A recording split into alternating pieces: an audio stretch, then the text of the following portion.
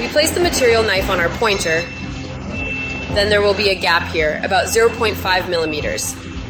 The purpose of the 1.25 product gap is that the pointer moves back and forth while working.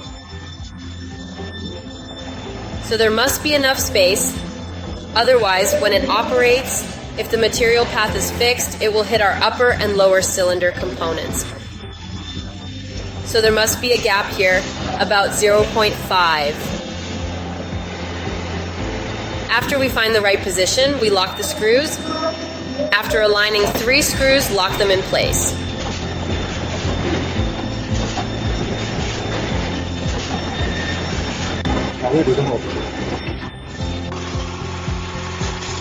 At this point, we check if the surface is lower than the material path's glue shell when the glue box and cylinder go down. If the surface is higher, the glue shell won't fit through. So this component must be slightly lower, not higher than that. If it's higher, it definitely won't fit. This will be achieved by this screw. This screw is turned upwards to adjust its height. First, loosen the fixed nut. The more you turn it upwards, the lower it goes. Because it goes down relying on the nut, it goes down more when it goes up. When it comes up, it's exactly the opposite. The more we turn the nut counterclockwise, the higher it goes. The glue shell must be able to come in smoothly. After it comes in, there's another component here. This component is a glue shell stopper for the upper and lower cylinders. Like this, we place it on top. This type cannot press the glue shell tightly.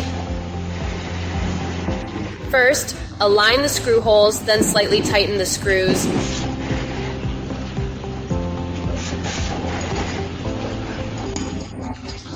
Then adjust its position to let the glue shell fit in a space.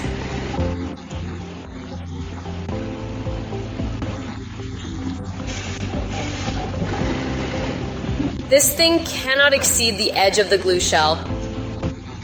If it goes past, it can still come in. So we must ensure the glue shell can come in smoothly. If the position is okay, lock these 2 fixed screws.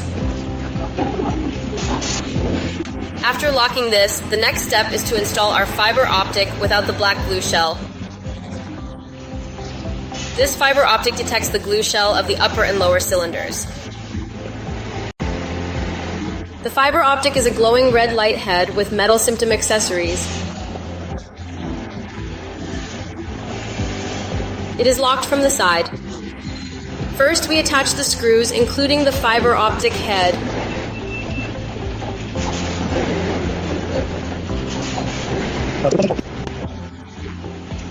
It must not exceed the edge of the accessory. If it exceeds, the shell may get stuck on the fiber optic head. So the detection distance should be as close to the shell as possible, but the shell must not hang on the fiber optic head. We should leave about 0.5 millimeters of distance. Also, when cutting the fiber, always cut the left side edge.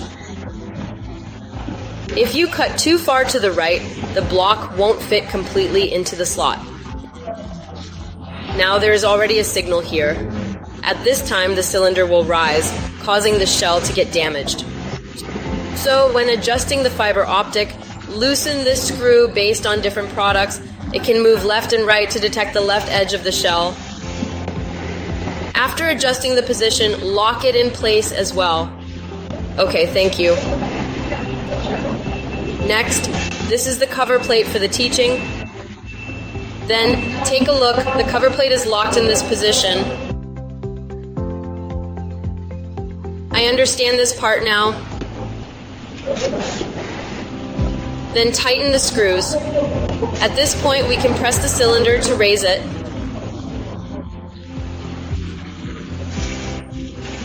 After that, check the height. See if the height of the shell matches the furniture. If they don't match, loosen the nut on this screw first. Loosen the screw and align it symmetrically and flush. This is an adjustment of the height, including both up and down. Next, there's the installation of the shell delivery accessory. It is installed in this position. First, think about it and get the screws. You should answer, including starting to install it on the 4-gram delivery tray. Open it, and we press the glue strip up and down 7 times.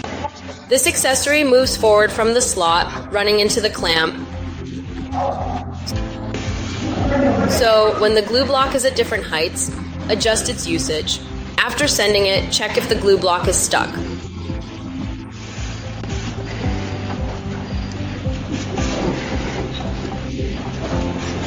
If there are scratches after installing the delivery accessory, adjust the height using these 2 screws.